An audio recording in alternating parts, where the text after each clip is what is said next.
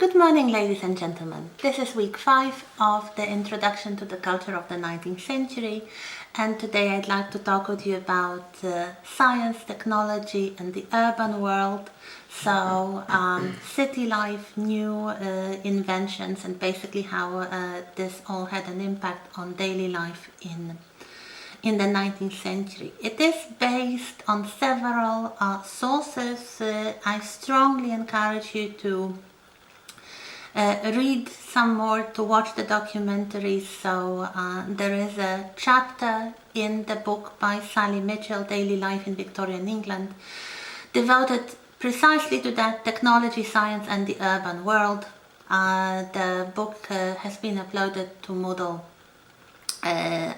If you want more, read more. There are also two very interesting documentary series. One is called Full Steam Ahead. It's a fairly recent series made by Ruth Goodman and her team. These are the people behind some of the very interesting Victorian, although not only, reconstruction shows like Victorian Farm or Victorian Pharmacy. If you want more, they are fascinating. They are absolutely fascinating. So their recent take is a 6-part documentary called Full Steam Ahead, about the impact of railways on Britain and the city life and basically daily existence of people in Britain. The other documentary series is a bit older, from the beginning of the 21st century. It is a series of 8 shorter, half-an-hour long films entitled What the Victorians Did for Us. What the Victorians Did for Us. You can find it on YouTube. Actually, both these shows are, at least right now, available on YouTube. So it's a good idea to watch them, not only for this week, but generally. The series What the Victorians Did for Us deals with many aspects that we will return to, such as work and leisure, for example. So I strongly recommend them to you if you want more. So as you may expect, as you may remember from our live meeting, I generally think that everything in the 19th century is relative to industrialization and urbanization. If you remember the data of the percentage change between people living in the country and in cities, the trend is more or less reversed during Queen Victoria's reign, from between 70 and 80% of the population living in the country at the beginning of the 19th century to around 70 or 80% of the population living in cities at the end of Victoria's reign. So definitely city life and the urban environment are very visible and very important. This is all relative to industrialization and to new technologies. This is the period of rapid development in every area of life. So basically it's the industrial world, the factories, the machinery, the steam engine being the most important machine, which leads to the success of many new industries, which in turn lead to mass migration from the country to the cities, and the growth of the urban areas. Some in the already existing large cities like London, but some in the areas that experienced a very rapid development, sometimes very chaotic development after the Industrial Revolution, such as Manchester and Newcastle, for example. Glasgow as well, Liverpool as well, Birmingham, Sheffield. These are all the cities that grew immensely after the Industrial Revolution, and they were mostly industrial cities. So this is something that we'll return to in a little while. They weren't comfortable at first, at least. They weren't pretty. They weren't nice places to live. But this was also changing during the 19th century. So science and invention, and Sally Mitchell gives a long list. It's by far not a complete list, but it gives you the idea of scientific and technical achievements that had an impact on daily lives of the Victorians. So let's say a good 1 or 2 generations after the height of the Industrial Revolution, this is really impacting daily lives. Things like vaccination against smallpox, chloroform for surgery, photography, suspension bridges, sewing machines, safety matches, glass bottles and rubber nipples that could be sterilized for feeding infants when breastfeeding was impossible. The telegraph, the telephone, the typewriter, railways, steamships, bicycles, buses, subway trains.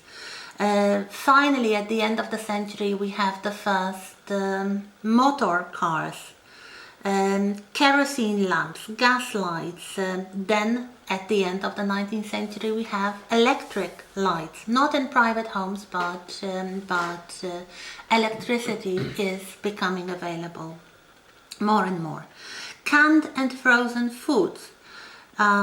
X-ray photographs, safety razors. So these are just some of the inventions and innovations that were gaining popularity, that were really impacting daily lives. So we can talk about a completely new lifestyle, new patterns of life, including public transportation in the cities, which eventually, at the end of the Victorian period and in the Edwardian period, will lead to the decongestion of cities, as people from the middle class will start moving to the suburbs because they will have better living conditions there, houses rather than rented flats, sometimes with gardens, quite often with small gardens, with good amenities, and first and foremost with good public transport, allowing them to commute to the city. At the beginning of the 19th century, cities are generally poor, crowded, unpleasant, stuffed with lots of small houses of people who migrated in search of work.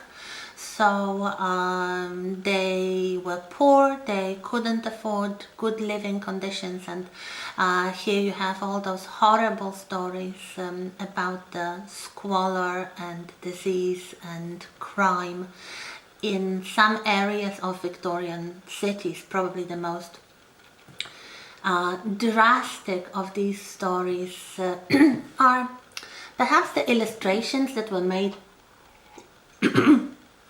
by a visiting French artist, Gustave Doré, of squalor and poverty on the streets of London, and of course the very notorious crime, real crime, but kind of became fiction and legend, story of the murders of Jack the Ripper, the so-called Jack the Ripper in 1888. So the conditions of squalor, poverty, crime, prostitution, drunkenness, all the problems associated with cities rather than, let's say, small towns with mass migration, anonymity,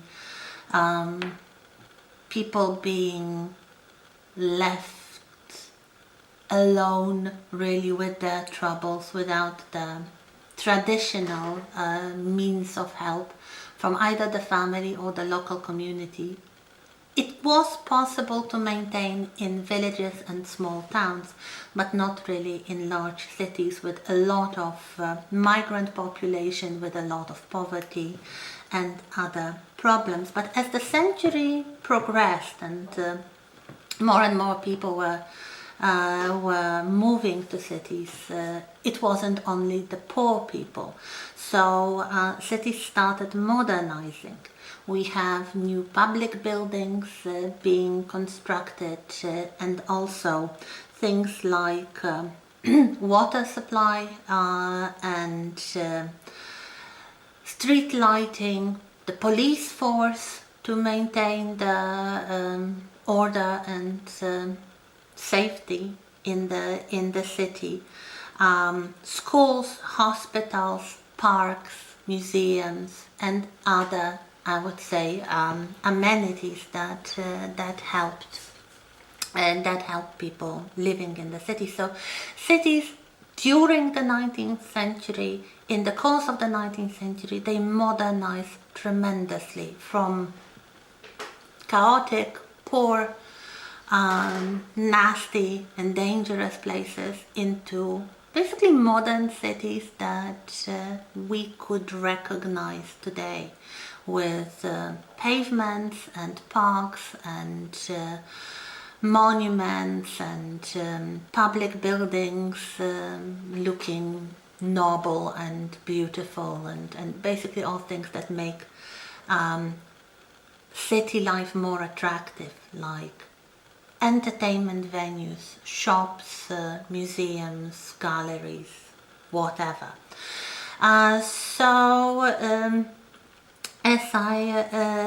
I told you, I've been inspired, at least partially here, by this BBC documentary Full Steam Ahead. Watch the whole thing, but just to point out to you the importance of the railways. Again, the railways did not appear from nowhere. First of all, there was the Industrial Revolution with the growing need to move freight, to move products and bulk materials. So that's why in the second half of the 18th century we have the system of canals being built in central England, reinforced roads for coaches. If you watch the film, the documentary by Lucy Worsley on the Regency, you can see the coach that she uses for traveling. This did not end immediately with the opening of the first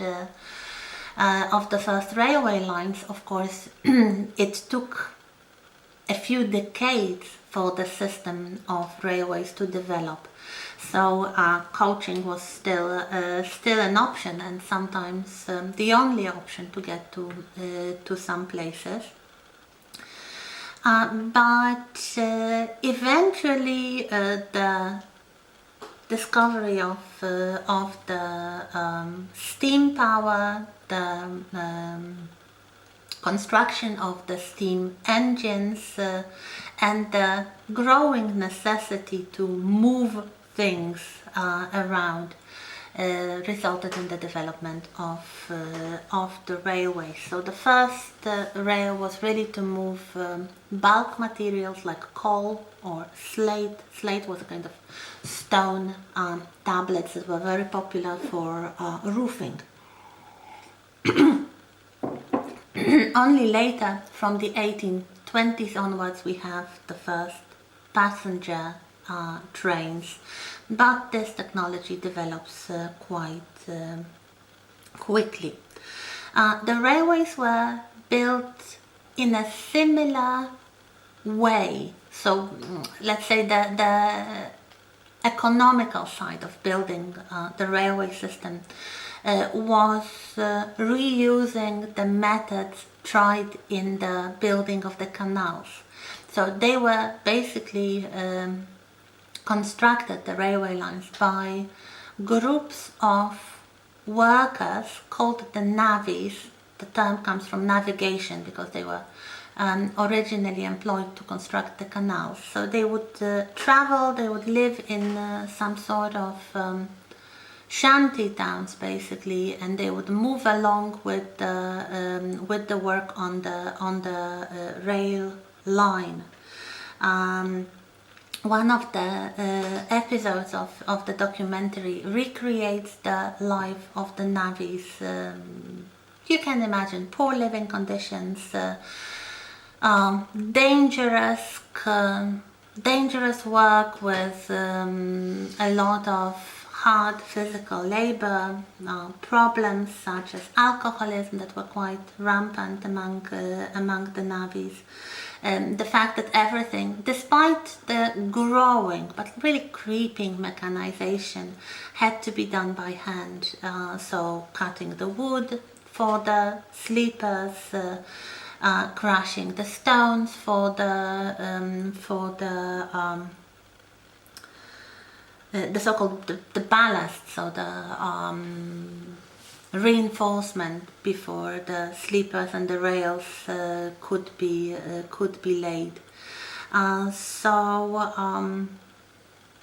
But it worked, and the extension of railway lines was quick and efficient.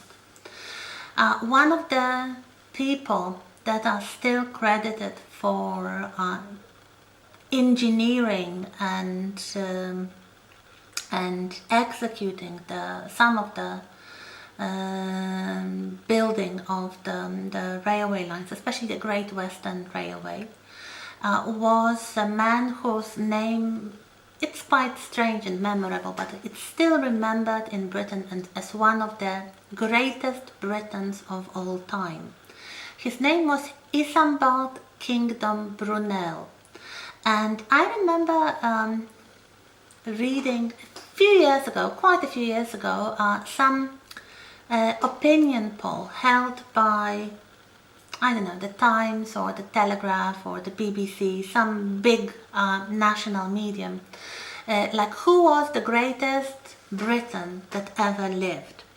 So the person to come out as first, number one, was Winston Churchill.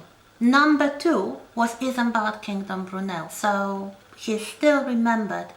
There are some photographs showing him. He was a short man and he wore a big top hat, so he looks quite distinctive.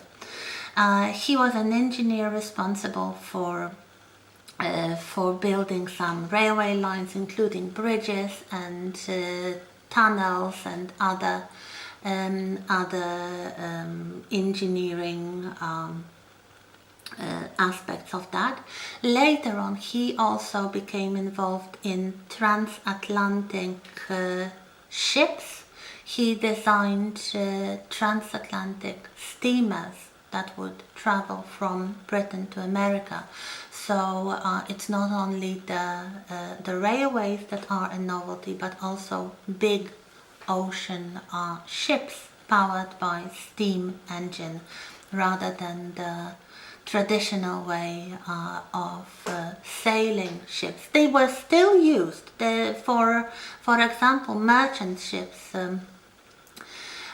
were still to a large extent powered by sails. You can see one of those ships, the ship that was quite famous.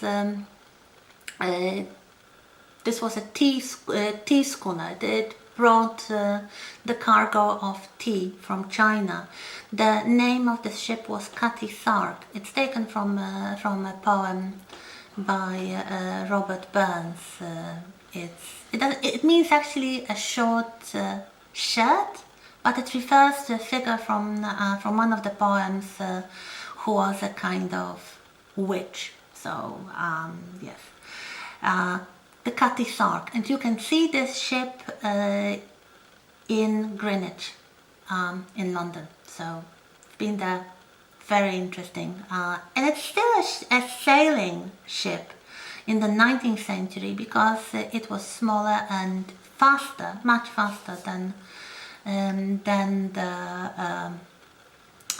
big ocean liners, so for transporting some kinds of cargo like tea, it was still preferred. Later on, of course, when the technology was improved, the steamships could compete very effectively, and eventually they replaced the sailing ships altogether.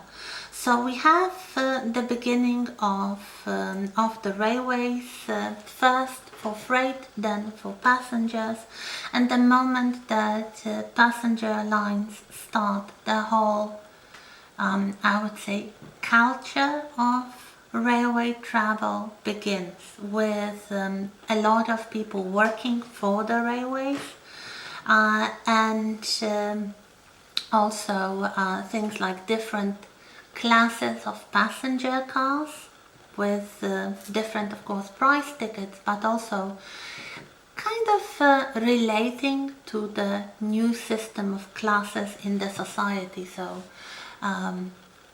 even if you were, let's say, a middle class person who just made a lot of money, I don't know, won the money on the horse races, and you were taking the train back to London, say, you wouldn't buy a first class ticket, even if suddenly you could afford it, because you wouldn't really feel correct, you wouldn't feel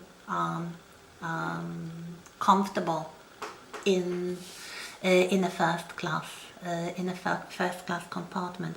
It's quite interesting. So we have the refreshment stops first, so that the longer lines had stops on the stations that would last for, I don't know, half an hour or something, so that the passengers could disembark, go to the station building, have a snack or use the toilet, or just walk around for a bit before they continued the journey. Later on, we start having first passenger cars, restaurant cars. So those who could afford it could enjoy a meal on board of the train. Yeah, the first manuals of behavior, of let's say, politeness, but also some safety precautions for the passengers. These things really start to be popular for a few reasons. One very broad impact of the railways is standardization of everything, from, let's say, building materials like brick or slate that could be transported long distances, to fashion and clothes, popular food stuff. There was a lot of new opportunities for food producers to ship their produce to the cities. So redistribution of all kinds of products could be perishable products like, I don't know, fresh vegetables or fresh fish.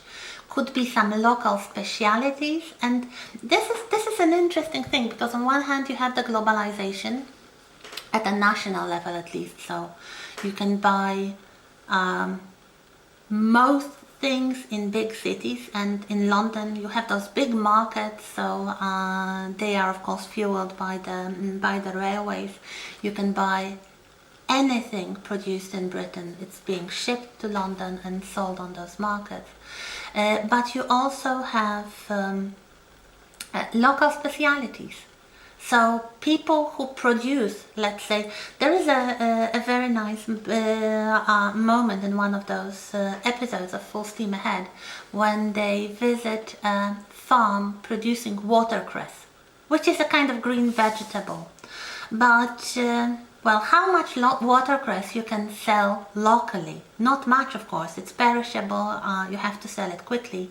But if you had access to a big market like the London market, you could concentrate your production on this one local produce that apparently grew very well in a particular region or particular village even, and you could ship it to London. Another example they use is the rhubarb, especially the kind of, it's called the forced rhubarb, which is grown in the dark to make it very nice and pink and sweeter, which became something of a specialty in some areas of Yorkshire. Again, how much rhubarb can you sell locally? But if you have access to a big national or even international market with the train transportation, you can specialize. So this is something very, very important. So you have new ideas being brought by the railways, by, let's say, national newspapers being read everywhere in Britain. So what we have is the promotion, perhaps not even fully conscious, but the effect is the promotion of national rather than regional unity. People start to think about themselves as British, or maybe English and Scottish, but not really, let's say, a lad from Lancashire. Well, perhaps at some level this still remains, but local dialects, local customs, local holidays, local side of life goes into gradual, let's say, disuse and is replaced by the national, more integrated culture. And we continue in a moment.